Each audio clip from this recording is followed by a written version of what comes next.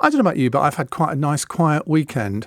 And then on the way down to London today, I was driving down from Norfolk, I tuned into Sheila Fogarty and I got very wound up. Then I tuned into Eddie Mayer and got even more wound up by what was happening.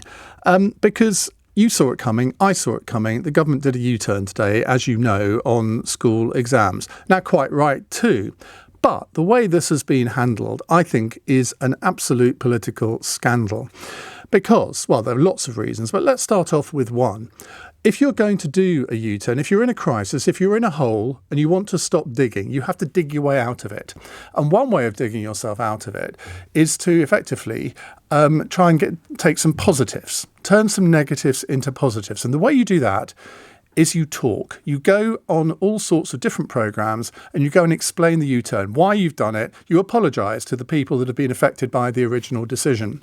What did the government do today? What did these maestros in Downing Street decide to have as a communication strategy? What they decided to do was to get the head of Ofqual to do a recorded message. Great. I think he used the word sorry in it once, but didn't actually apologise really for what had happened. The Education Secretary issued a statement. Now, I have this statement here. This has been an extraordinarily difficult year for young people who are unable to take their exams. No bleep. We worked with Ofqual to construct the fairest possible model, but it is clear that the process of allocating grades has resulted in more significant inconsistencies that can be resolved through an appeals process. We now believe it is better to offer young people and parents certainty by moving to teacher-assessed grades for both A and AS level and GCSE results. I am sorry for the distress this has caused young people and their parents, but hope this announcement will now provide the certainty and reassurance they deserve. And that, ladies and gentlemen, was it. So you know what I'm going to do now, don't you? I mean, what an utter travesty. And then the Education Secretary, Gavin Williamson, does a pooled interview, one interview with one broadcaster, which everyone else is obediently going to then carry. No apology, no real explanation, it has to be said. This is not the way to do government. It really is not. What should have happened today was there should have been a Downing Street press conference. The Prime Minister has gone on holiday today. I don't begrudge him a holiday, actually, given what he's been through this year.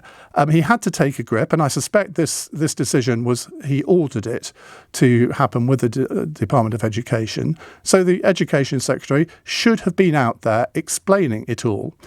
And if the Downing Street communications people don't think he's capable of doing that, then he shouldn't be in the job. It is as simple as that.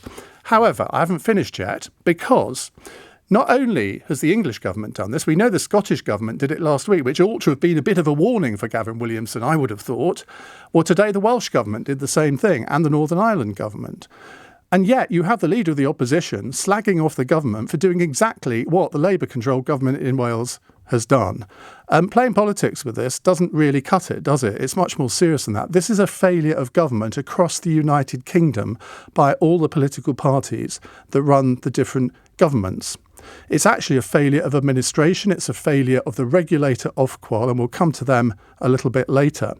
So we're going to spend the entire programme talking about this tonight. I make no apologies whatsoever for it, because I think it is one of the biggest political scandals, the biggest government scandals in recent memory.